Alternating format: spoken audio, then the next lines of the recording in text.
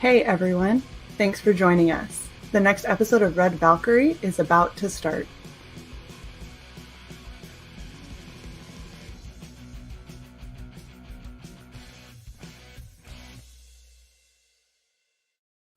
Hey everybody, welcome to another episode of Red Valkyrie. I am your host, Shae Zombie, and I am here with the super amazing Scott. How are you doing, sir? Hey, Shae, I'm doing awesome. Thanks for having me. Absolutely.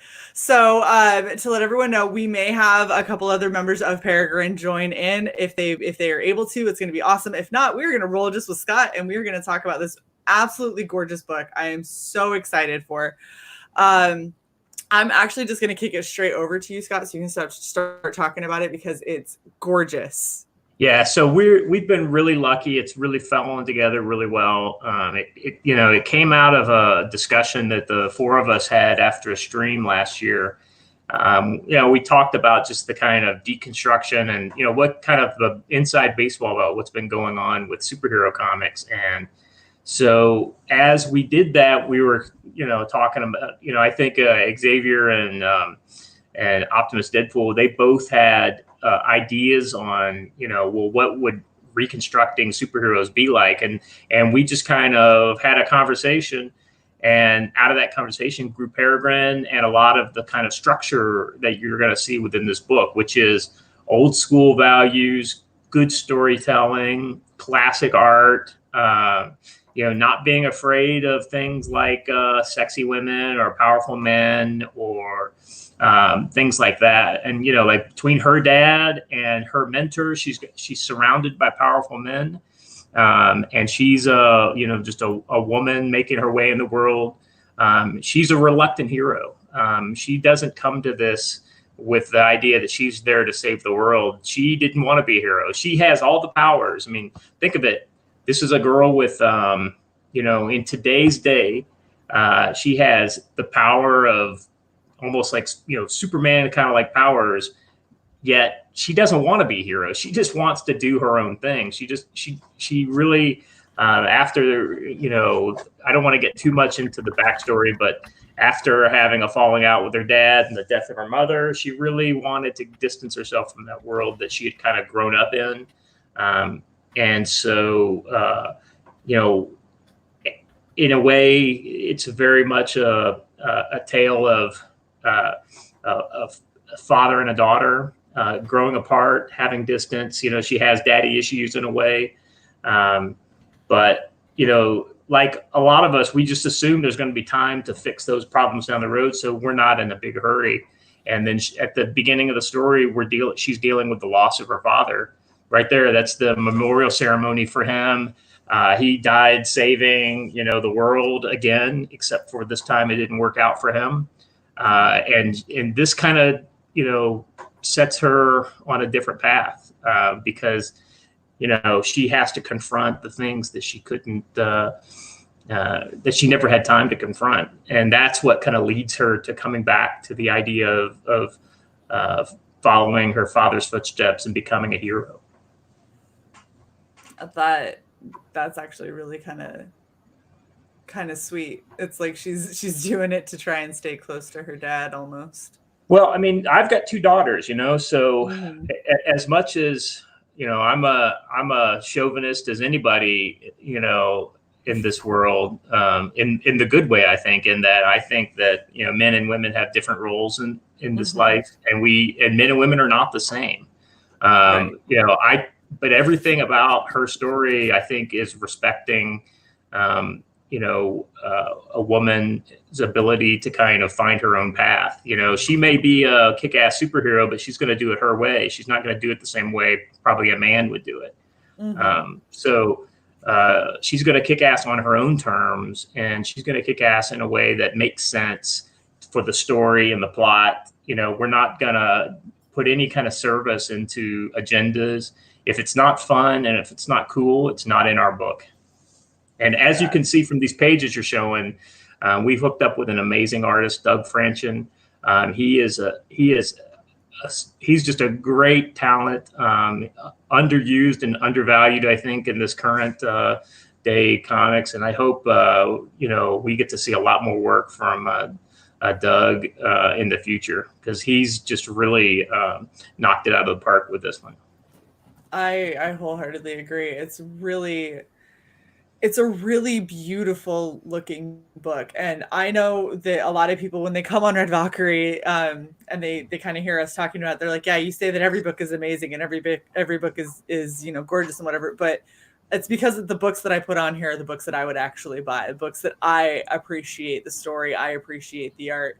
Peregrine has been one that I've been watching for quite some time. Scott and I have been talking for a while about this character and seeing some of the mock-ups and some of the designs, and it is absolutely stunning. So well, you've got and speaking of designs, character designs, what's a good hero unless you have good villains, right? And so we've got two cool villains in this story. One is the kind of the lead villain, which I don't really want to talk too much about. And then the other, because he's kind of a sleeper of a villain, Mm-hmm. you know what I mean? Right. And then the other is more kind of over the top, and that's Necrosia. And you seem to kind of have taken on her visage today. A little bit. I woke up and was feeling a little different, so I thought I'd go with it. Well, I've recently found a lot of love for that character just in thinking about what she's like. So, like I said, for every great, she is in a lot of ways, she is diametrically opposed in many ways to Jessica and Peregrine. Jessica is that reluctant hero. Necrosia, on the other hand, has absolutely clawed and scratched her way to where she is, and she, sees the path of the villain as her way to kind of get back at people in her life. So, yeah, and just to kind of break a little something here on your stream, we'll probably see a Necrosia book down the line. We're working on that right now. Yeah. That is exciting as hell. I'm 1,000% down for that. And what I was telling you off air, I always go for the villains. I think they're interesting. Well, so here's the thing. I mean, I once heard John Malin say something like, "You'll never see me not work on a book that isn't commercially viable." And in a lot of ways, like, I got my kind of personal thing out when I did Door Kickers. That's my kind of personal story that I've been wanting to tell for a long time. And while I don't think necessarily it's not commercial, I mean, it's obviously successful. We just broke 15K the other day. It's still, it's a little bit of a, if you're not connected to military or horror or things like that, then it might not be for you. Whereas, these superhero kind of things tend to have a much more kind of broad appeal amongst comics fans. Comics fans are superhero fans. Right. That's not necessarily 100%. It's like saying fire engines are red. We all know fire engines are red, but there are some fire engines that are yellow. Okay, so so some comics fans don't like superheroes, but and with Necrosia, we're able to kind of get into that. What the 90s did it really well, the bad girl, kind of genre of comics. Lady Death is a great example. I mean, those sexy covers, where, I have never bought a Lady Death book, but some of those covers I want to buy that book just for the cover, sometimes. Right. And so, because I have no idea what the story's about. But the idea is to put together a story that's really cool, and then also put out some of those kind of covers that that will entice the male gaze to a certain extent, but also the people who are gaze. Let's be real. Well, the people the people who are interested in, like, just that she wouldn't be an anti-hero. It would be the villain story. And I've been working on what that story would be like, and so just to give you the most bare hint, when two villains fight each other, who's the hero? Oh, that's a good point. Yeah, so there's no hero. They're both villains, but villains would absolutely fight each other. I mean, hell, you hear about the Mexican drug cartels fight each other more than they fight anybody else. So why wouldn't superheroes be any different? It's exactly right. So, And, they have got a resource that the other side wants, so they just take it, and it's bloody and it's terrible. And it makes for great storytelling, I think. So that's all I'll say about that. I mean, that's still some, bit down in the future, but you don't happen to have the, actually, you know what? I think I could share that character design of her, so people actually know. Yeah. Let me see if I can pop that up here. She's super badass, is what she is. Yeah, absolutely. She's definitely one of my favorites, and it was a really fun cosplay to put together. And I've actually got a lot of these cosplays when I do them on stream. I make sure I have the top half. That's the important part, right? Because that's the part that's on camera. Necrosia, I have the full on. I got everything. It's just a matter of, I think I got to fix a thigh high heel and then I'm good. I want to see. I want to see the. I want to see the picture later. Of the whole thing. We'll see. We'll see if I'm going to get brave and post it or not, because there's a lot to see. Well, you don't have to share it with everybody. It's okay. She's beautiful. All right, let me see if I can't share my stream here. Share screen. Yes. All right. All right. Can you see it? Yep, sure can. So so this is by Arch Cider. That's his Twitter handle. He's a really cool artist. He's been doing a lot of kind of character sketch type stuff of folks, different, particularly female characters within CG. Mm-hmm. And I was attracted to his art immediately, so I hit him up, and he did this character design based off of an original. I don't know that this will be the final design for her. In the Peregrine book, there's a page that just came out that has her in it. The design in the book is a little different, a little more kind of lingerie, whereas this seems more like a bathing suit. Mm-hmm. But you know how it is. Characters go through iterations before they really kind of settle in. And she seems like the kind of person. So just a little bit about her background. She's very kind of narcissistic. So, she probably changes her costume a lot, depending on how she feels. So, you never know what you're going to get with a girl like this. I mean, literally. I feel like that's very accurate. And Tyler he's got jokes over here. What's Millennia from Mortal Kombat doing in the book? I have no idea who that is.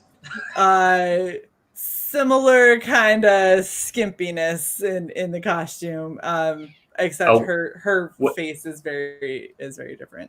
Tyler, just wait till you see the lingerie version of her costume. Ooh. I probably will not be doing one of those, so everyone can stop getting excited. This was about my limit. Yeah, absolutely. Oh, and yes, Crystal, it absolutely is an excuse. 1,000%, it is an excuse. Oh, you guys are killing me. Okay, so we actually had a question early on. Right here from I Borrow Ideas. He wants to know, when is the other variant cover coming out? I'm assuming he's meaning the Preston Acevedo one. Yeah, so the Preston cover has been announced. I think what we want to do is we want to have something like so he's doing a sketch and then he's going to do a painting.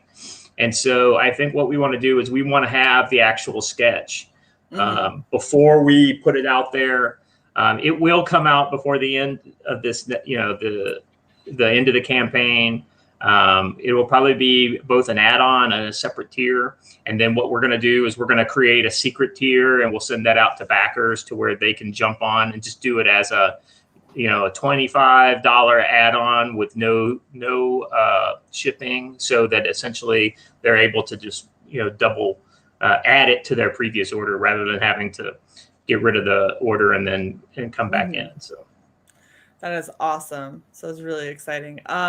Let us kind of go over your tiers real quick while we're on the topic Yeah. of backing. Oh, I've got the wrong screen. Hold on.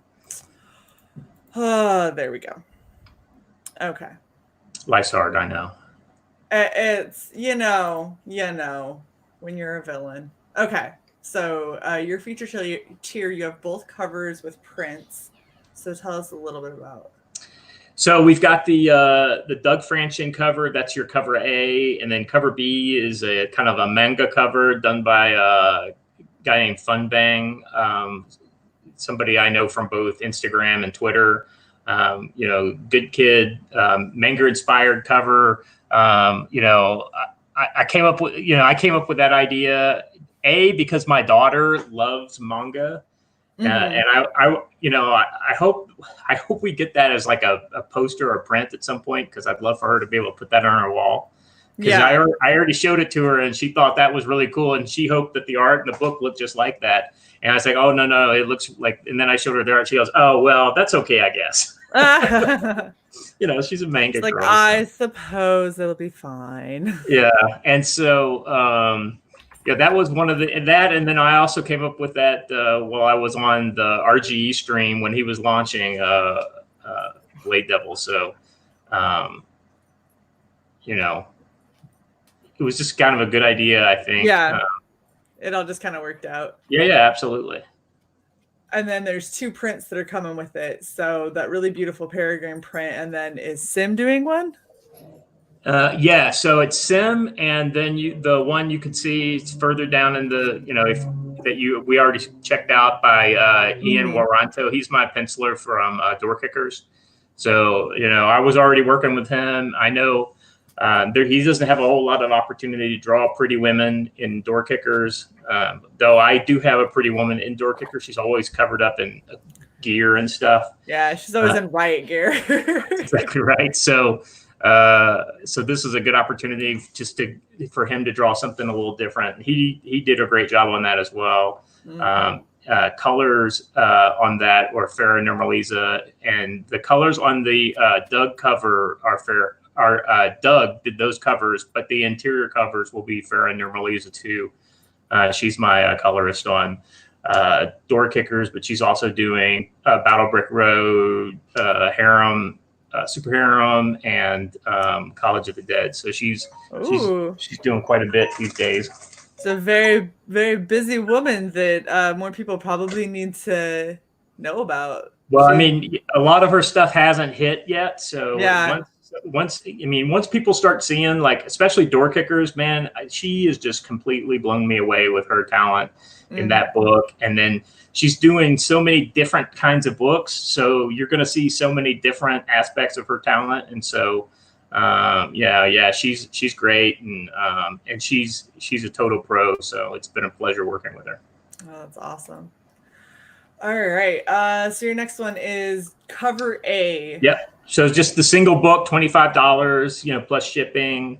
That's pretty standard as of right now, because I'm not shipping these out, so I don't have the ability to sign them. And then of course Doug is in Brazil, so he won't be able to sign those. So that's the only we're looking at some options, maybe to do like a signature plate or something like that. So that's still kind of potentially on the table, but we haven't worked at. We didn't say it's signed, but if we can figure out a way to put signatures with it, that'd be great. Oh, that's awesome. I'm trying to think of. If you guys were both able to sign digitally, then you could just put it as an overlay, but that might be a little bit tricky for you. Well, it's just anything other than like taking a Sharpie or, whatever, and actually writing it in there. Ultimately, I think the signature plate is probably the closest that we'll be able to get to where, so it's, the cheap version of that is just basically taking a white label, like a white sticker, and signing the sticker and then pasting the sticker, but that's a little cheesy. We could just put it as an additional item that we throw in all the physical packages too. So you don't have us signing the book, but you got our John Hancock on something else, and so You know, it's just really expensive to ship a lot of these books around to multiple places to get them signed. So that's just part of the logistics of this. Yeah, absolutely. That's always kind of a tricky part. You know, thinking of it, not to totally throw us off on a tangent, but thinking of it, it could be viable to do, instead of doing like the white cards, do the ones that are clear. Like the clear labels that you could write on. You could always do that, and then at least the art will still show through. Yeah. Well, but then, you know, for those people who are just Nazis about the value of their book and all that kind of stuff, you know, it's like, oh, you put a label on there, you know. Yeah. There's a, you know, there's a lot to consider. But I think that I don't know. I think that you guys could probably figure something out, like do a postcard or something like that and sign on the backside of it or something. Like you guys could come up with something, I'm sure. Yeah, we'll figure it out. I mean, you know, it may be a bridge too far this time around, but we're gonna go for it. You know, we're gonna try and make it work. So I like it. And then of course the B cover is the manga cover. Yep. And sorry to preempt you there. No, you're good. You're good. And then, of course, we'll have a seat cover, which will be the Preston Acevedo cover, and that will be a painted image. In addition to that, I believe we're going to have the ability to sell the art for that. I think Optimus is working that end of it, and we haven't exactly designed those tiers yet, so I don't want us to get in front of my skis too far. But I think the intent is for us to add that original art to the campaign, so that would be available in addition to that third cover. So nice. I like it. And his artwork, I mean, he's such a talent, you know. He's been doing really well for himself here lately with all the stuff he's been working on. So awesome. Oh, we got all kinds of good people in the chat. Thank you everyone who has come out. You guys are amazing. I love having you guys. Hail Lola. I haven't seen that name in a day or two. Yeah, she's long time. Big fan of hers. Back in the old school war campaign days. Lola's amazing. We love her. Do you have any idea when Preston is going to have his cover finished? I don't know. I know, like I said, I think Optimus is working the logistics on that. You know, so I'm a plank holder on this book, so I own the character with them. But at the same time, it's been kind of nice. I'm not running this campaign, so I'm able to kind of not get into the you know, the daily grind of it in a lot of ways. Which whereas on Door Kickers, if it wasn't happening, it was entirely my fault, you know, with Door Kickers, and still to this day. I mean, you know, as soon as I get off the stream with you here, just, you know, not to tangent again, but I'm going to be working Door Kickers probably all afternoon because we're getting close to the time. So yeah, no, I mean, you gotta. It's hard to manage these because there's so many moving cogs when it comes to this, and when you get to the end, you like to think that it's going to be like, okay, it'll be simple. You just you take, you know, the art and the files and you send it off and everything's fine. It's like there is so much that goes into those last couple of weeks before you're looking at fulfillment, and it's such a stressful moment, and I can't imagine being like you and doing two different campaigns at the same time. Well, yeah, that, and you know, I'm also in quarantine for a second time, so that's stressful. And I'm literally in the same city as my family, but I'm separated from my family. So I'll be honest with you, when you're in this, you'd think, oh well, he has tons of time to do whatever he needs to do in this little shitty dorm room for 2 weeks, but that's not the case. I mean, you know, I won't say that I'm depressed or anything like that, but it's just hard to get motivated, you know, when like, you know, like I'm sitting in, you know, metal chairs, you know, I've taken a sheet and I folded it up to give me, you know, to this size in order to give myself cushion on a metal chair, because otherwise, you know, your ass just can't sit in these fucking chairs for very long. So, I mean, so it's hard to just sit down and get on the computer and just do work, you know? Right. And if I do, and I actually get sucked into it for a while, then when I get up after 2 hours, I'm like, oh, fuck my back, you know, because I'm hunched over at this angle because I don't have a desk there I can like at least sit upright. So I mean, it's just, you know, it's less than ideal situation, but you know, it's definitely not your preferred. As a veteran of tougher experiences, though, I like to say that I've got, you know, I've got good problems to have, you know, so. But anyway. All right. So at $45, you have cover A with the art prints. So basically, it's like your featured tier just without the manga book. Right. Yeah, you save a little bit of money on that one, but ultimately, you know, the better deal is 2 books. You know, the 2 covers with the prints.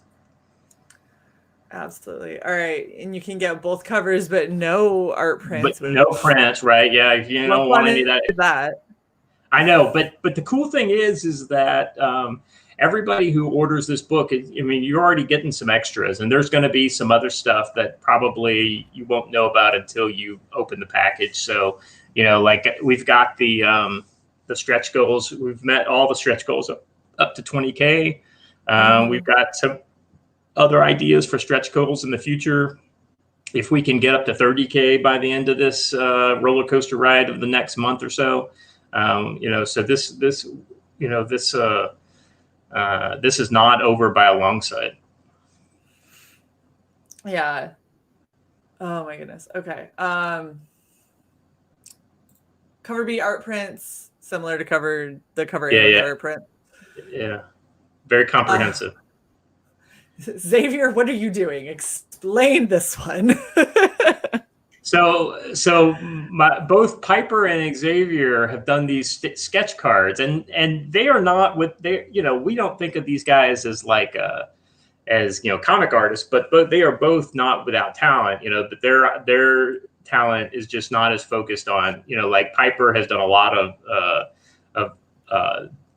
art digitally, and she's done a lot of kind of more fine art type stuff, but she's kind of turning her, you know, talent to doing the sketch cards and you know, stuff like that. So both her and Xavier are doing these, and you know, the cool thing about doing this with the graded 0.5 kind of crew is the fact that they've got an amazing built-in audience that I respected before I was a partner with them, and I respect even more now because every day they're out on Twitter giving us shout outs and you know, making sure that people are learning, and every day new people are learning about this book. And it's just been so humbling to see that dedicated fan base of theirs, you know, really come out to support the book. And, you know, I think we got up to 8K or whatever day one. And that's a lot. I mean, that's a big credit to the audience of graded 0.5. And so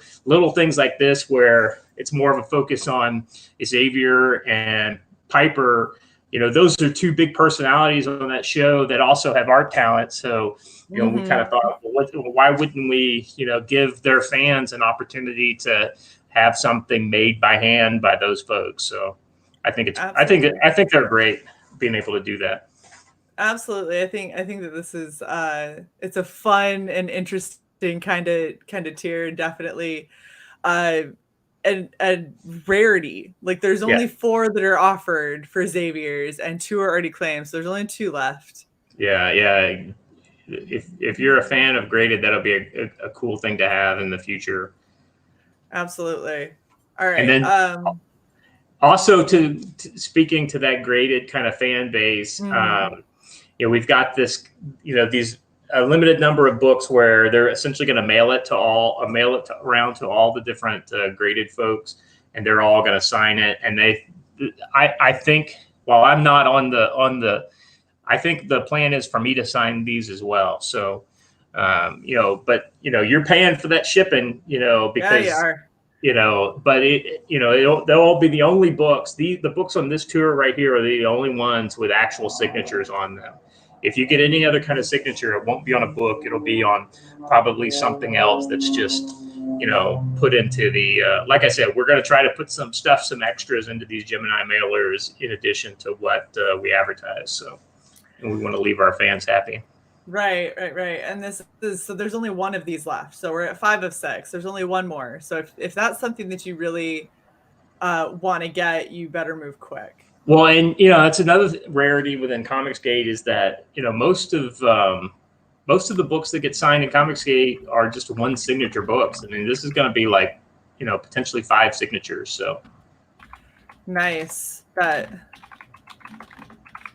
That's definitely going to be a collector's item for sure. It's not something that's going to be easy to find.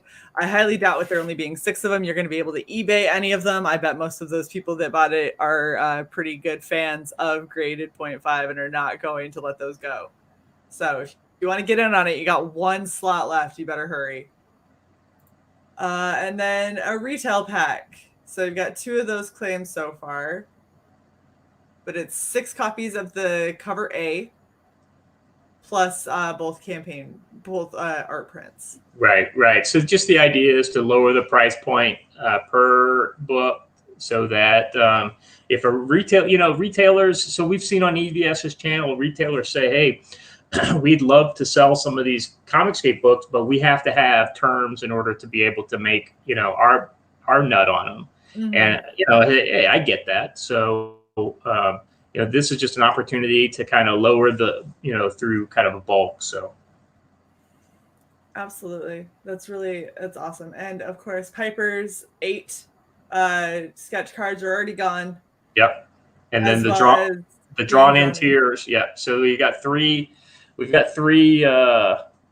thug, villain heroes kind of, that are, you're going to be what do they call henchmen, Nice. So good heavens. So this and then of course, like I said, we'll have the original art tier coming at some point, but we'll let you know when we'll get that.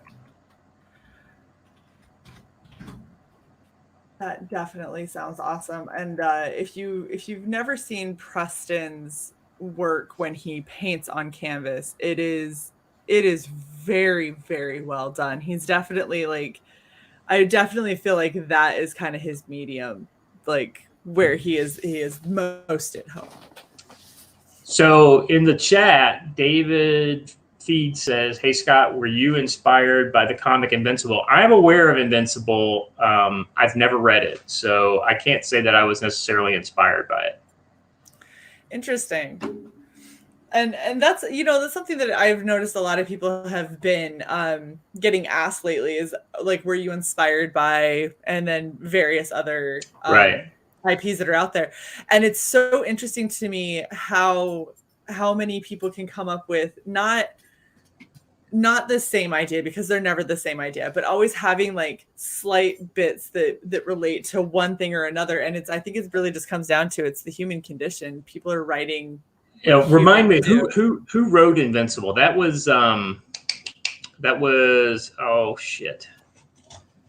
Because like I said, I'm familiar with it. I just never got around to reading it. Was that, I can't remember who wrote that. Anyway, the point, if I remember correctly, it came out in like the late 90s, mid 90s. And so a lot of what was going on at that point was the earliest deconstruction of superhero stuff. So like, for instance, the stuff I did read was Warren Ellis, a lot of his stuff in Planetary, and a lot of his other Wildstorm stuff. I was trying to get a job at Wildstorm back in the day, so I read everything that they put out. The idea was that was the kind of earliest deconstruction of what had been going on in both the 90s and then, to a certain extent before that. But to the, it was quality stuff that was, it was quality stuff, and it really hadn't, broken it down to the point where it's, today's superhero comics are completely disjointed from their origins, right? it still paid homage to those kind of classic stories of the 70s and the 80s that everybody seems to love. Every time people read those books, yeah, Kirkman, that's what I thought. Yeah, I do remember that. I didn't want to say Kirkman with a. And so if you notice, I mean, I'm a similar age with him. And so we grew up on a lot of the same comic book stories, you know, the superhero stories. Planetary was amazing. A lot of that stuff that was coming out both at that time, but more so for me, like in the 80s. I mean, I really cut my teeth on the two comics. When I started buying comics, I started buying two comics at the same time back in about 82. And that would have been G.I. Joe and Uncanny X-Men. Those were my two books. Okay. And then I got in a little bit later, I got into the Avengers, and I got John Byrne specifically. I got into Chris Claremont specifically. So I spread into like New Mutants, and there was a lot of epic comics back at that time that I really liked. Martial Law was the first kind of satirical kind of superhero satire that I really. And I've got another project that I haven't talked about at all yet with anybody that is kind of a, you know, my version of martial law type satire of current day superheroes. But I'll come back sometime to talk to you about that. Absolutely. But the idea of taking these great stories and just kind of distilling them and then putting a twist to them. So like, for instance, when we say it's classic style storytelling, the point is that it's not that there's not current day issues and things like that in this book. There are. The problem that modern comics has really gotten away from is the fact that they don't care about story. They don't care about characters. They don't care about continuity. They don't care about the things. They don't care about making a book that people want to read in a broad spectrum. Their comics are for like this many people. We want to make comics for everybody. So that's what Peregrine's all about. She's a cool character, and she likes action, and she, but she's a warts and all kind of character too. So she's got her things behind her. As we kind of delve into her character, in future volumes, you'll see that she's no Mary Sue. She's got to where she is, honestly. And there's explanation as to why she knows how to use her powers in the first issue of this. It's not like she just springs full form from the head of her father.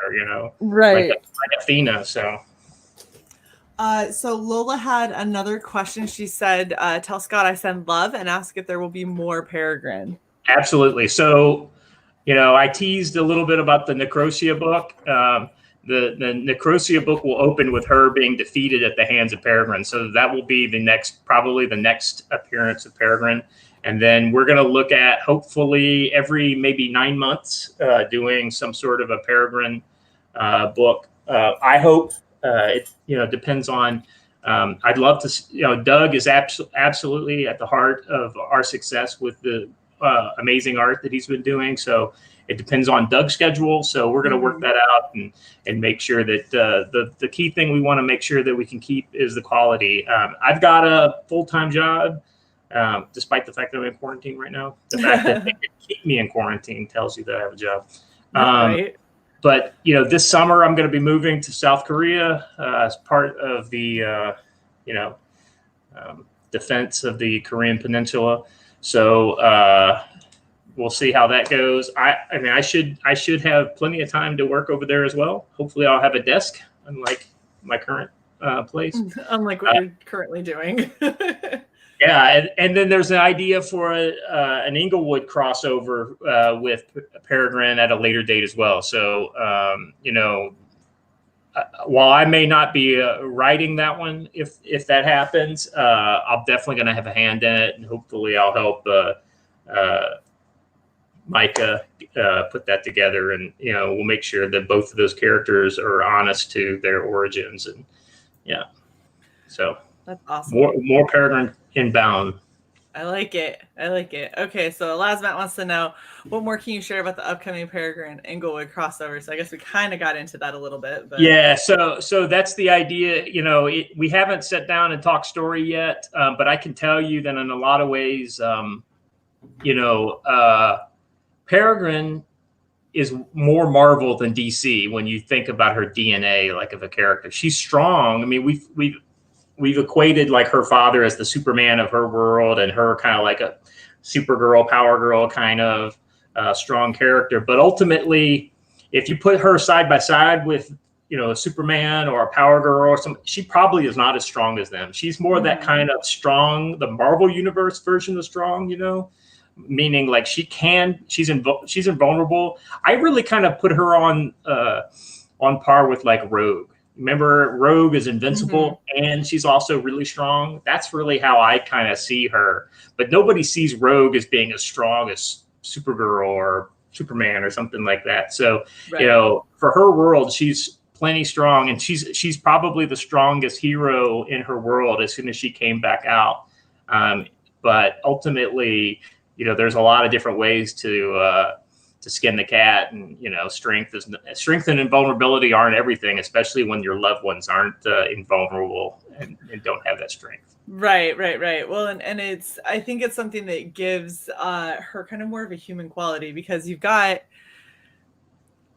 go through and let's say that you're, you know, super strong, you can, you know, fly, you can whatever, and all of that's great, but at the end of the day, you're still going home, hopefully, to somebody, and that who's to say that person is going to have any of that? Not to mention, because you are super strong, because you have all of these abilities, and you choose what you choose to do with it, that directly affects your family, that affects the people that you associate with. So ironically enough, you and I were talking before the stream started about, you know, people having, you know, some of these horrible SJW types going after people's families, and that's exactly why they do that, is because when somebody is this implacable arguer and strong person on the internet, well, they're weak to begin with, you know, because they're SJWs, and they have to focus on, well, if I can't hurt him, then who can I hurt to hurt him, you know? So I'm going to go after and that's the reason why they bring in,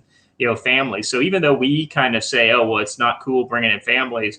Well, yeah, it's not cool bringing in families. That's the reason why they do it, you know? Exactly. These people are not cool. These people are scum of the earth. And the definition of not cool. That's exactly right. So, you know, I don't know why we wouldn't expect our supervillains to go after the families of people. You know, and the reason why I've kind of thought about that a lot lately is that's one of, you know, like Necrosia, for instance. You know, she's got a list of people that she wants to hurt, and a lot of times she hurts the families before she hurts the person. So. Well, because so it's not just about hurting, it's about making someone suffer. And that's exactly right. What is the best way to make somebody suffer if not to make them a survivor, as you have just destroyed everything close to them? It's actually the only problem with that is that, you know, you've got to finish the job in order for that to work. Otherwise, you've given them incredible motivation to see you burn. Exactly. It's very true. Well, and that's one of the things that I loved so much when I read the first comic that I read that got me into this, because in Flash Rebirth, Reverse Flash goes to kill Iris, because Iris is the thing that keeps Barry able to come out of the Speed Force, because that's his lightning rod. And so he's like, oh, well, if I take her out, then you're screwed. But before he goes and does that, he like leaves the door open so his dog runs away. He frames his dad for murdering his mother. Like every bad thing that has ever happened to Barry in his life was Reverse Flash fucking with him in the Speed Force. And it was watching him burn and just be hurt and suffer over and over again. And then when he finally was like, well, this is what I need to do to finish everything off, Barry was too motivated. And it was his downfall. Well, I'm not entirely sure what so Tyler Preston says they act like supervillains. No, scratch that. Even supervillains like Dr. Doom has standards. So yeah, I had to read the whole thing. So he's right. SJWs are super villains, and here's why they're super villains, right?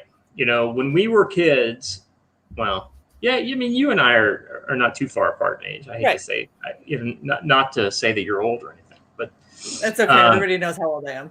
But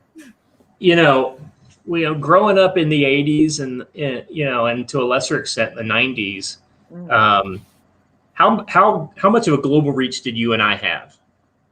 If we caused trouble, if I couldn't get to somebody either on the telephone or physically in person, I couldn't cause trouble for them, right? Right.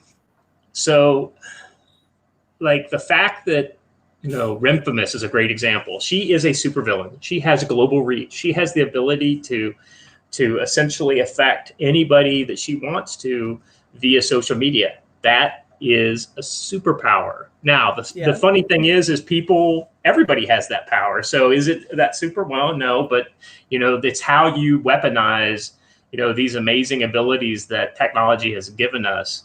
And I think there's a deeper, discussion there.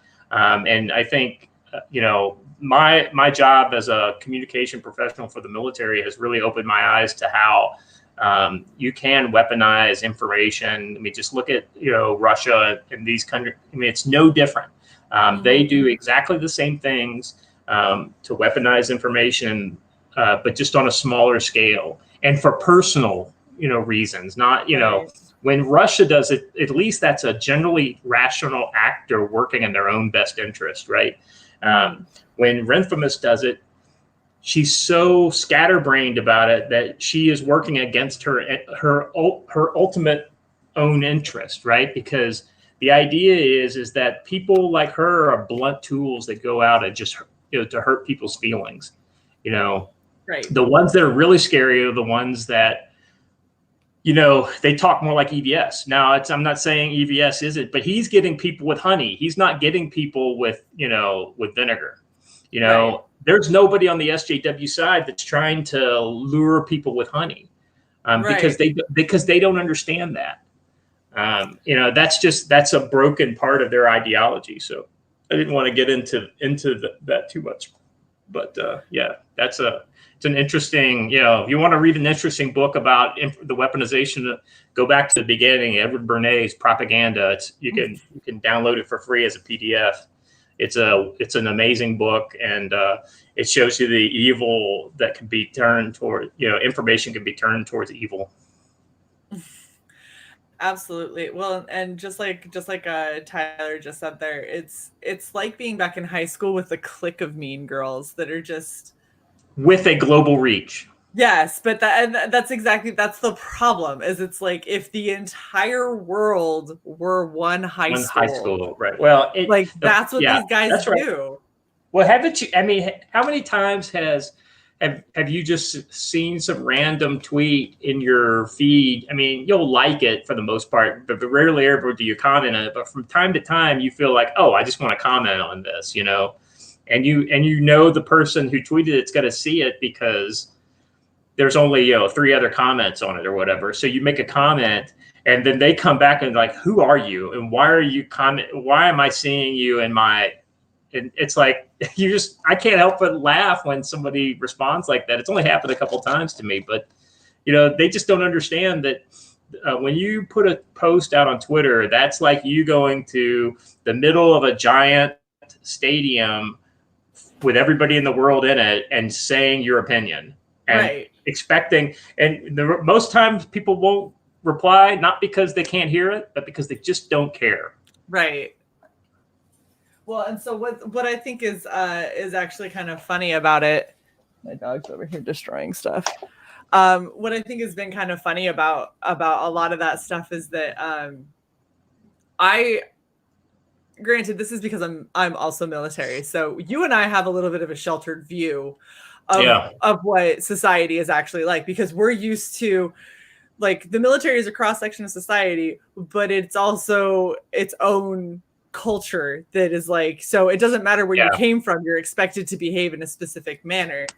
And as a result, when I go to my second job and I'm sitting there with just literally just everyday, like normal people. This is, this is their second or their third job too. And I'm sitting down with them. The amount of people that I've had yell at me and say, you weren't even in this conversation. What gives you the right to chime in, when they're screaming their conversation in the center of the hallway? And I'm like, this is a legitimate, like, if you don't want other people in your conversation, then talk in a more private place and talk a hell of a lot quieter, because when you say something completely ass backwards, I'm gonna say something. Yeah. So my thought has always been, and I hate to say it, but they give us a lot of sexual assault and sexual harassment training and all that kind of stuff in the military, and unwanted sexual attention and things like that, right? One of the things I really took to heart in that is that when you do something and it's for a second party's attention, but a third party hears it, just because you intended only something for that second party, if the third party is offended, they have every right to complain about the thing that you said. Well, I didn't, now that being said, you have the defense of saying, oh, you know what, that was not my intent. I will never do that again. I mean, if you come across, in our culture as contrite about something, when it's kind of like, I told a joke that I shouldn't have told, and I didn't realize somebody was in the bathroom stall while we were at the sink washing our hands. Right. I had the assumption that this was just a private conversation. I now know I can't do that. Therefore, I will never do it again. For the most part, we have the ability to kind of learn from our mistakes, but ultimately, those are the kind of things that you have to become aware of. And perception is reality, and a lot of times with this stuff. I think that's probably one of the biggest things, is perception definitely does become reality. It doesn't matter if it's yours. It doesn't matter if it's logical. It matters that it is somebody else's reality. If that's what they believe, and I'll be honest, happen to them. I'll be honest with you. A lot of my conduct on social media is governed by the fact that, because I am active duty military, and we also talked about this on, I don't say a lot of things I want to say sometimes, because I have to take into consideration my role within society, and and that's the sacrifice that we have to make. We aren't upheld internally in the military by the same rules and laws that people are in the civilian world. Like, for instance, a buddy of mine was talking about, like, oh, you making that easy government money, this is really cool, blah blah blah, you're so lucky. I'm like, well, dude, if you get a DUI on Saturday, you're bailed out by Sunday, and you make it back to work on Monday, do you think your place of work cares? And he goes, no, they don't care. I was like, exactly. Yeah. I would get fired for that. Yeah. And it may take them a while to fire me, but ultimately, that's the end of my career if that happens. It's not the end of your career, as a programmer or as, whatever, unless you have some sort of like there's other jobs like teachers and things like that, where you have a trusted role in society, and you get, UCMJ guts your rights. Well, I mean, UCMJ doesn't gut your rights. It just establishes a different set of rights. And that being said, the First Amendment is one of those kind of things that you don't have absolute protection. They may say something like, you can say whatever you want to say, but you also be held accountable for the things that you do say. Yeah. And so that's one of the things a lot of young soldiers, we have to, like, as a public affairs officer, I have to go and train these soldiers about, listen, when you go someplace, you don't have the ability to say whatever the hell you want to say. Right. And this is why, and if you want to say whatever you want to say, go ahead, but there will be consequences. You just need to understand what the consequences are, and if you're willing to pay them. And so if you're willing to pay them, go ahead. Feel free to say what you want to say. Well, to get back to, because it feels like we took a crazy tangent, but if we're going to be honest, it's actually really kind of relevant to Peregrine as a character. Yeah. And the way that you guys have this entire world set up, everything that we just talked about, that's all still prevalent in this world for her. No, you're absolutely right. And while we've kind of billed this as getting back to classic comics, of the Bronze Age and in the 90s and things like that. But ultimately, we are products of our environment, and we live in current day. And she doesn't live in the 80s; she lives in current day in her world, and they have the same challenges that we have. So right. it's we try to play it kind of, like for instance, one of the things, just as kind of a character background on her. I mean, she's a modern woman of the age of 22 or so. And so she has had a lot of the same challenges as a 22-year-old, she just got out of college, right. That many of our, my daughters are going to face, as college kids. And the idea is that we raise our children to do the right thing, and we hope we've done the right thing. And for the most part, her dad did do the right thing, but she was in a very interesting situation. I mean, so the idea is that she's famous, but she's not like famous for herself. She's famous for her parents, right? Like her dad's the biggest hero in the world. Now, he did everything he could to keep his family life private and keep his daughter out of the spotlight. But, there's certain events where, it's kind of like Brad and Angelina Jolie's kids, right? I mean, there are stories out there about her kids. Now, that being said, I have no idea who their kids are. And, right. If they became famous on their own right, somebody would have to tell me, oh, that's Brad Pitt's kid or whatever. Right. And I'd be, oh, okay, I didn't know. I know who Brad Pitt is, Now, like, when she becomes a hero, people are going to have to say, there's going to be a lot of, well, she's Silver Falcon's daughter. Oh, okay, that's right. I guess I do remember him having a daughter or whatever. Well, whatever happened to her? Well, she went underground for a couple of years, and now she's a hero again. That's the kind of conversation that's going to be going on around the water cooler after the events of the Peregrine book. So, she's an interesting character, and she's had interesting challenges, and she's a good person, but she's made mistakes. So. Right. Well, and she's a 20-something. Like 20-somethings That's don't right. ever have it perfect. So Well, I wanted to. I had it pretty damn near perfect, but I mean, that's just me. I'm sure you did, Scott. I'm sure. Oh my goodness. Me and the 7 years it took me to graduate college. So I wanted to play your video, and then I'm going to get to Tyler's question. But I thought that your trailer would be kind of neat to see. So we're just going to play that real quick. What happened to our heroes? I used to think my father simply decided that the world needed Silver Falcon more than I needed my dad. Can anyone step up? Your heroes are dead. Can the world endure? They're gone. Without the icon? Is there anyone left who can take up his mantle? How did I only realize now how wrong I was? 48 full-colored pages of superhero action. And what path should I choose going forward? A return to the kind of comics that we know and love.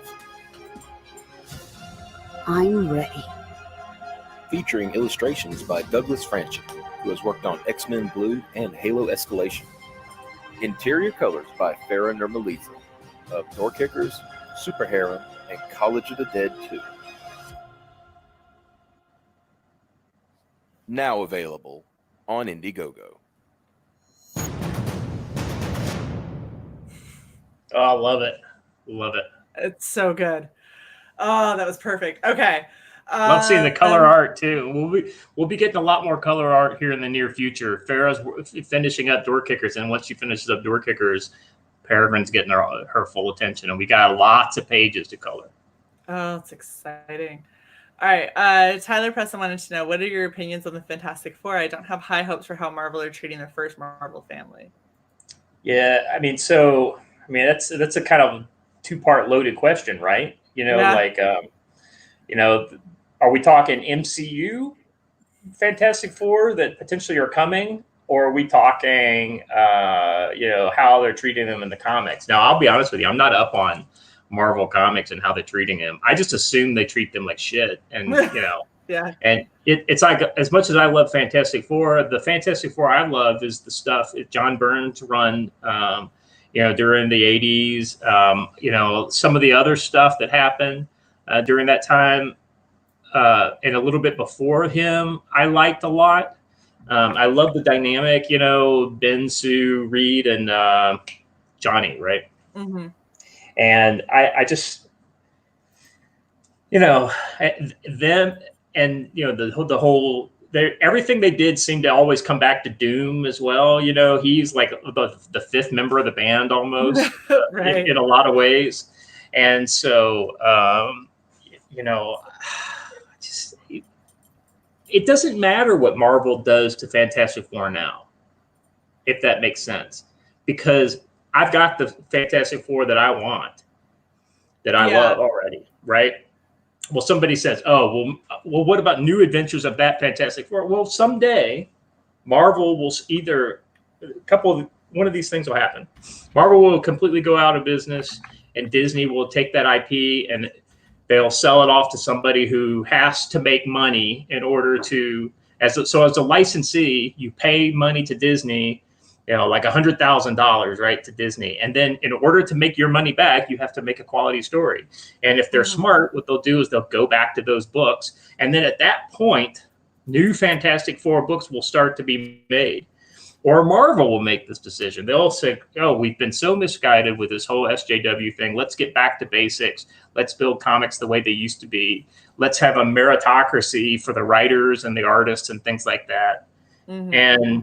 And then move forward. But as long as they continue doing what they're doing now, as far as everything else in the Marvel universe, as far as I'm concerned, it's not a Marvel comic, because it doesn't hold true to the ethos and value of what Marvel comics were back in the day. And someday they'll come back to it, but it's just not today. And until then, I will completely ignore it. It's like it's not even happening. Fantastic Four, they're like the X-Men right now. That's not the X-Men. That's some sort of a perversion that at some point will become Chris Claremont's X-Men again, or in the spirit of Chris Claremont. And when that happens, give me a call and I'll probably jump back on, because that's the Wolverine I love. That's the Storm I love. That's the, the New Mutants that I love. That's all that stuff that I loved back then.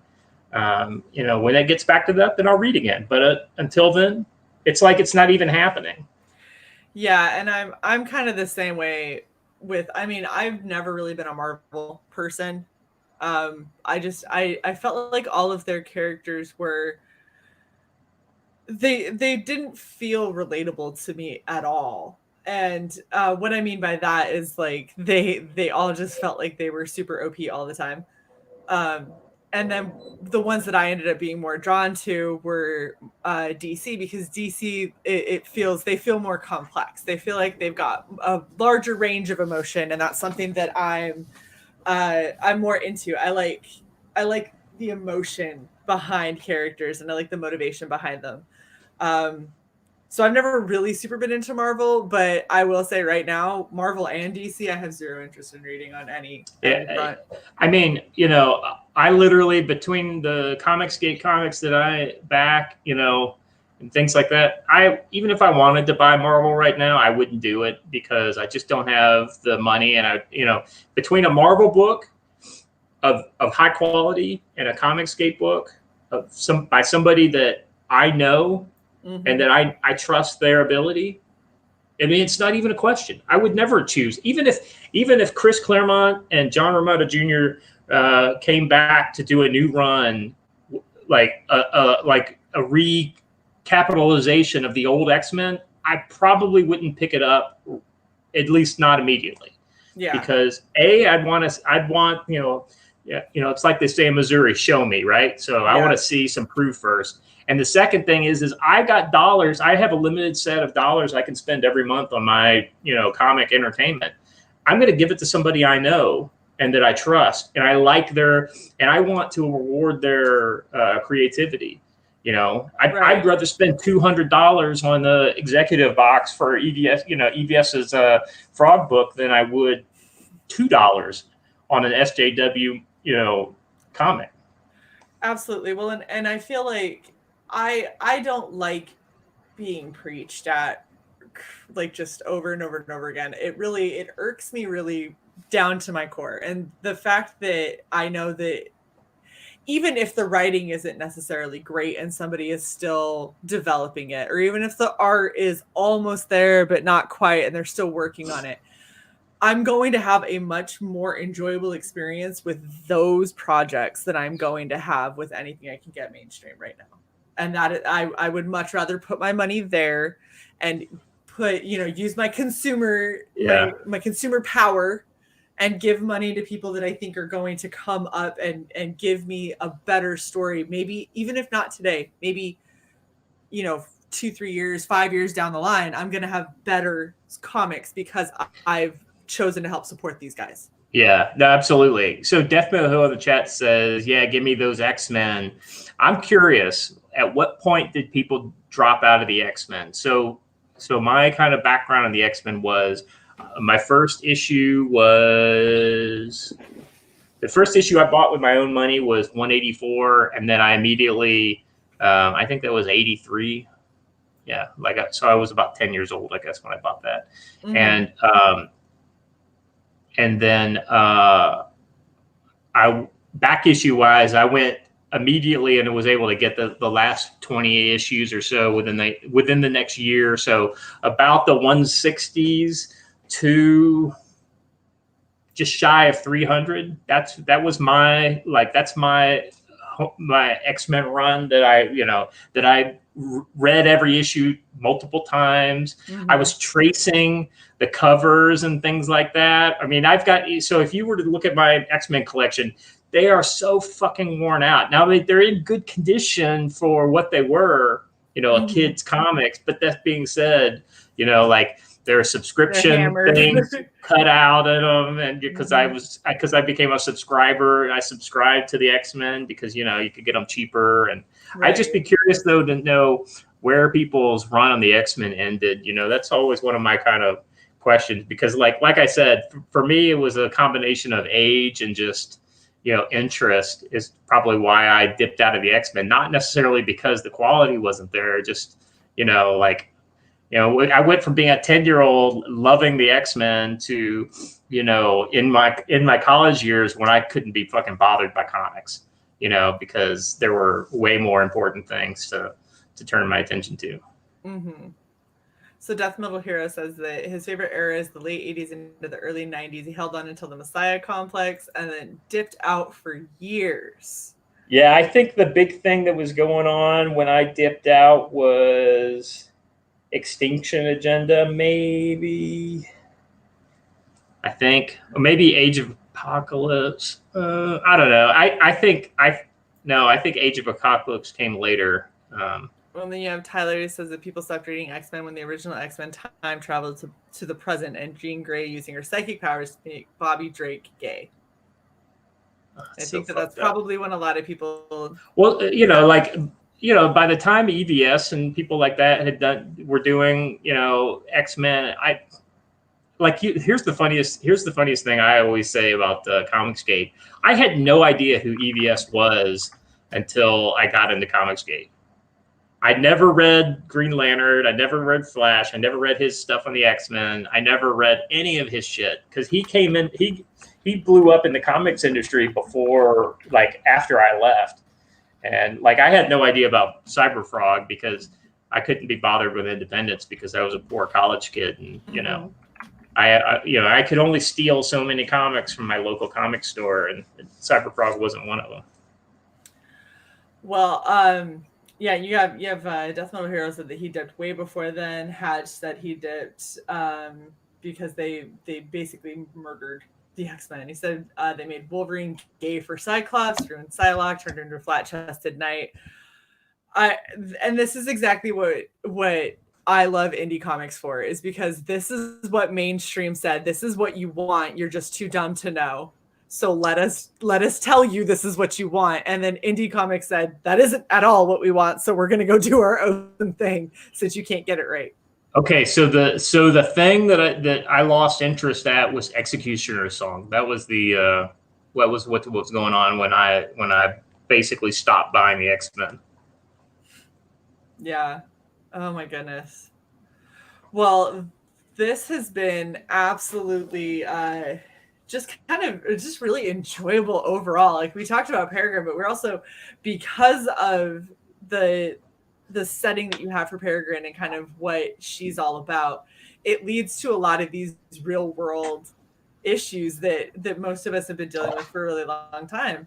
Right. And I love the fact that we were able to take what is effectively an interview for an Indiegogo and kind of talk about some of this stuff too, because that's really what is making Peregrine stand out as such an interesting and exciting comic for me to, personally for me to want to back, which thankfully I did way early on because you guys have some amazing stretch goals. I don't think that we actually covered those.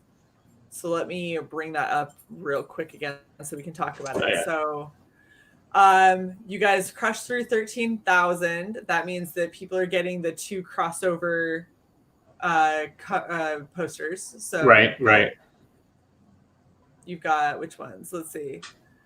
Ciderverse team and Englewood team. So you got some 2 really badass looking posters there that I'm really excited for. And the Engleverse team is a homage to a Superman Batman cover. So I think that's a really cool kind of juxtaposition there. Yeah, no, that's really I like it. That's really neat. Nice booty shot too on Peregrine. Yeah. Can I just say that one of the things I really like about Peregrine is the fact that we are unashamed of like showing off like what a hot woman looks like. I mean, because these women exist, in the real world. Yes, and they do.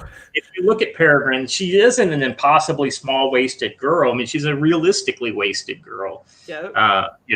She doesn't have a super small ass and huge tits. She's got an ass and tits. I mean, that's just how she is, And was that an aesthetic choice? Sure. She could have been a flat-chested girl, but I'll be honest with you, this kind of, look at her dad. If you saw her mom, I mean, the types of kids that these kind of, people have, they're not, they're not wilting violets, and they're not, she would be a hot girl because her parents are these amazing, almost godlike heroes. So. Right.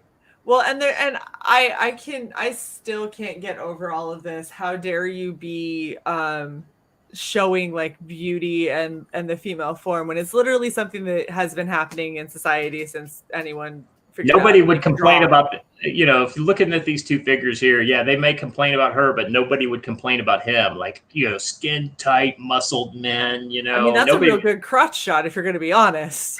I'm here to tell you, so I'm just not looking at it because it doesn't draw my eye, but it obviously draws your eye. And I'm see, that's just it. There should be a little something for everybody. I mean, let's be honest with you. The Aquaman did well with women because it had a hot guy in it that was shirtless the whole time. You know what I mean? So, I mean, let's just not beat around the bush. Men and women like different things, but we all like good-looking versions of the opposite sex. So, exactly. That's in one way. We're similar that way. Yes, that's very true. Sorry, another tangent. At 15,000, since you guys blew through that, we're getting the painted cover by Preston Acevedo, which he is working on, which is exciting as hell. Yep. And you actually had Hatch who said he wants to back again, so hurry with the Preston cover. I know, right. Awesome. I can't wait to see it. Yeah, I'm I think as soon as we have something that is approaching a concept for the cover, we're going to release that concept art as essentially the art to get everybody on board. So that I know Preston's going to do good with it because it's a beautiful woman and it's an interesting concept and it's a superhero. Like, well, he got it. He's not the only artist we contacted about that 15K cover, but every artist we talked to was excited about the character, was excited about the concept, and was interested and wanted to do it. Nobody said, hey, it's not my thing, Right. which was very encouraging for us. So hopefully down the line, we'll be able to see some of these other names coming in and, giving different versions of Peregrine. So I'm really looking forward to that. Oh, absolutely. And then at 20,000, which you guys have also hit, the first 500 backers get the only training suit version of Peregrine in foil. I read this and I went back and checked my backer number to make sure I would be getting one of those. And then everybody else gets regular suit Peregrine, which is super exciting. And then if you don't already, go check out Graded 0.5 on YouTube. They've got a lot of stuff Peregrine related that they're talking about on there from time to time. So I would definitely keep your eyes peeled. Now, Shae, do you have one of the Peregrine t-shirts? I don't. I Oh. saw it. The boob window shirt is epic. The boob window shirt is pretty fucking awesome. I won't be wearing one because it's, I have daughters. I don't, I don't want them to see me in that, but I think I would do a hat. If there was a boob window hat, I'd totally do that.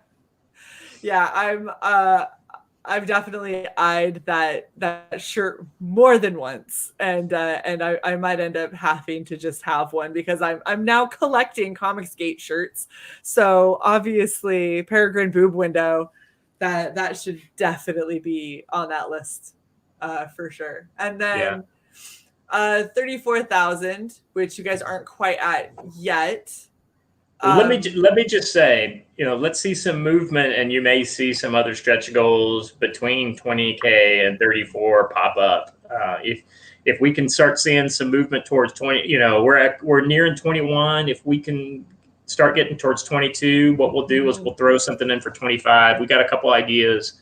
There's some things we want to change that, because we were at a lower budget that we didn't do. So we may make some upgrades. So there's some ideas that we're percolating. So we'll see.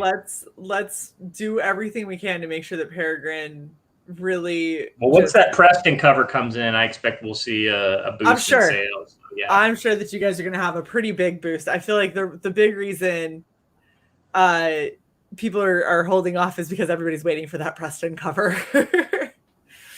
But I will say I want to do this simply because I feel like that right there is a wonderful goal that we should all strive towards. We really do. Piper is very determined to beat Deadbeat's numbers. And the way that she wants to thank everybody is to upgrade your cover quality to be the best that it possibly can be. So please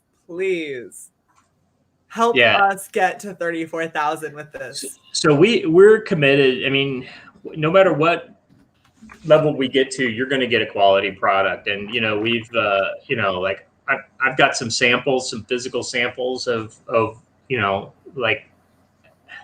I'm a big fan of satin covers versus the gloss covers, because I like that kind of texture, I'm the same way.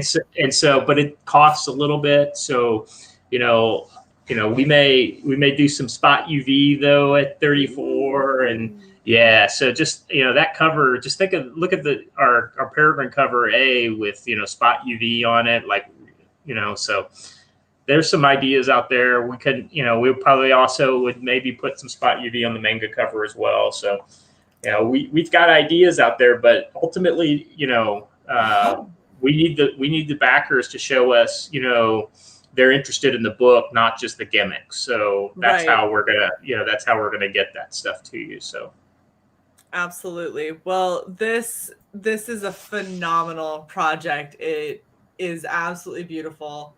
I love it. I'm super excited for it. Oh, we have a last minute question from Hatch. Are you using Mix'em to print? As of right now, yeah. So check it out. I've got the Mix'em sample pack that they sent me, and if anybody has gotten this, let's see, it's 100-pound satin cover. I fucking love this. I mean, it feels so good. But you can see how it's not shiny. I dig that. shiny kind of turns me off because comics in the late 90s and 2000s were all shiny. And that was when I didn't like comics. So, I associate that. Papa is offered at 50,000. It'll be his variant cover and spoiler. Everyone will be naked.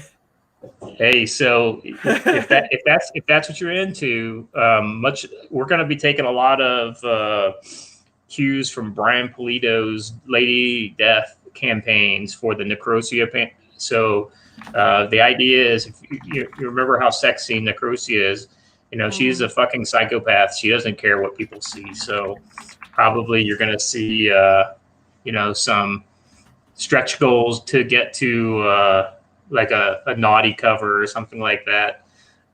So that's the kind of thing, but that would exist in a Necrosia book because she's a different type of character, that's a different kind of book than what you would get with Peregrine. Peregrine would not take her clothes off in public because, that's not who she is. Right. Exactly. Well, Necrosia is a narcissistic psychopath. She, on the other hand, would do anything in public, if it thought it would benefit her. I mean, I get it. That, by the way, I'm just going to throw this out there. This Necrosia does not see a benefit, so don't ask. I feel the need to let people know that. That's right. Out the gate. That's right. You literally have to see personal benefit in order to make a decision. I'm not seeing any personal benefit. Well, this has been super amazing. I'm so happy that we were able to get you on. Can I just interject one last thing? You absolutely can. So like I said earlier, today my big thing that I'm working on is door kickers, and so we are down to the last 2 pages of art. I got I got colors on all but 2 pages.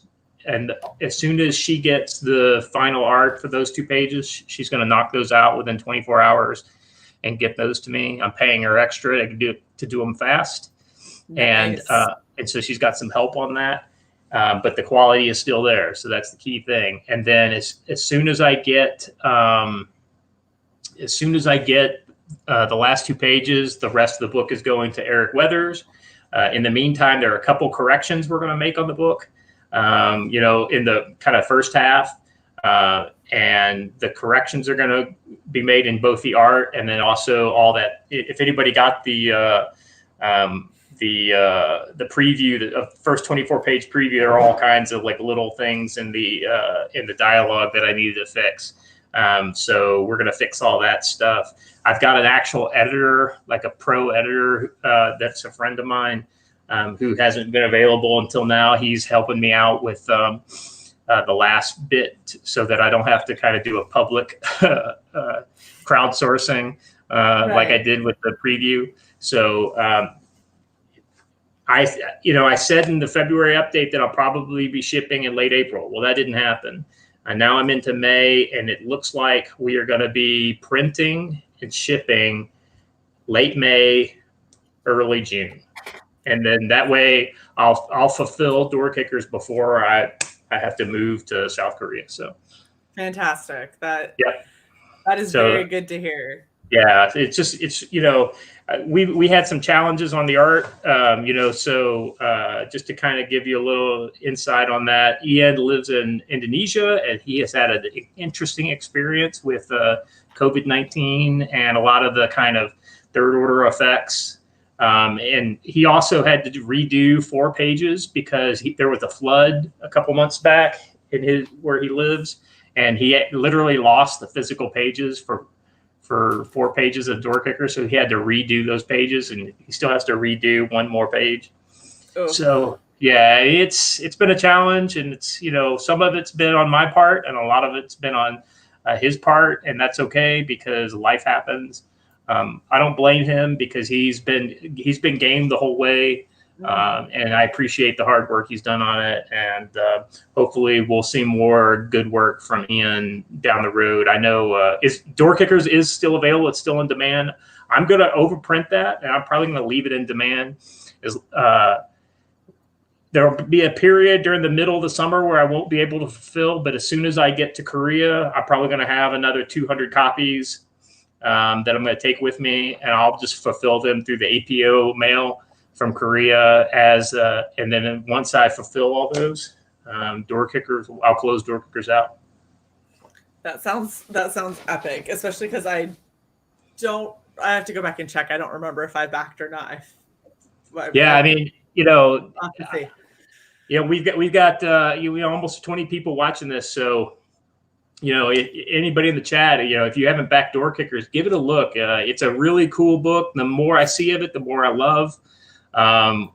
A lot more cool things coming in the future from Door Kickers.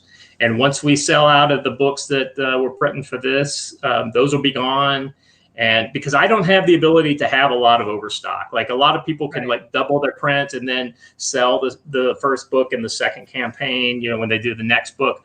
I don't have the ability to, you know, as a military guy moving around, to have a lot of extras, you know, stuff with me. So I'm going to sell what I have, and then we may do a reprinting on the second campaign, but it'll be a different cover. It'll be a different deal for that campaign. So if you're interested in first printings, this is your opportunity to get it. It's going to be low print run. It'll be under 1,000 print run as of right now, unless we get a lot of people into it. So, you know, I appreciate the continued backing. I mean, we closed out the campaign at 10K and or just over 10K, and we just broke 15K last week. So fantastic. I'm super happy. Yeah, I'm super happy about the support that's kept trickling in. So, and if you have backed it, I would appreciate a shout out on social media. Let people know about this. I don't have a whole lot of opportunity, as I haven't fulfilled yet. I can't go on some of the larger platforms I totally appreciate that's a great rule of his. You know, I mean, he has to protect his brand and he has to protect Comicsgate, so I get that. So that being said, as a person who hasn't fulfilled yet, I'm like, shit, I gotta fucking fulfill so I can get access again. Yeah. Because I've been on his channel a couple times, and I was able to get some good traction for Door Kickers that way. But you know, it's not the panacea everybody says it is. You know, if you're not out there hustling, you're not going to sell your book. And you have to make a book that people want to buy. So that's that's why I try to keep the quality high on Door Kickers. So that's why I'm surrounded only by awesome people on Peregrine. So, and when you guys see Necrosia, I'm going to start drip-drabbing a little Necrosia art over the next couple months. And as you guys start to see that, you guys are going to flip your lid, because I'm in talk with 2 artists right now. And I don't know how I'm going to play this, because both of them seem like they're interested to do interiors. So, you know, we may have 2 stories. We may have 2 artists. We may have 1 artist, different covers, prints, things like that. So, I'm just looking forward to, you know, kind of getting people aware of Necrosia, so that hopefully maybe this fall or, you know, early next year, when a Necrosia campaign drops, people are ready to put money down because it's a quality campaign and they know it looks awesome. So.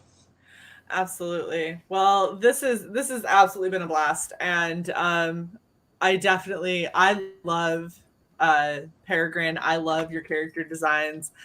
It's the color work, the art, everything just seems so wonderful. And I've seen some of Door Kickers, and I'm loving that too. So definitely go make sure that you follow Scott on Twitter. If you don't, his @ is in the description for the video.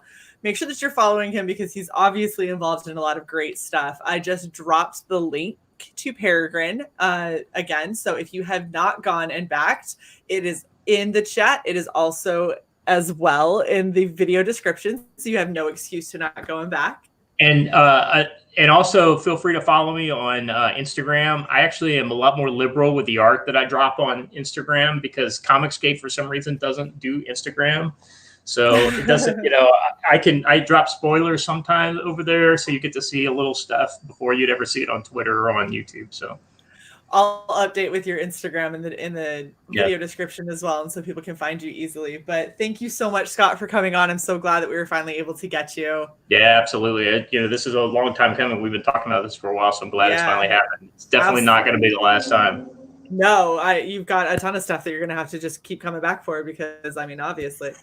Thank you, everybody in the chat. You guys have been phenomenal. Please do not forget to like, share, and subscribe to Red Valkyrie.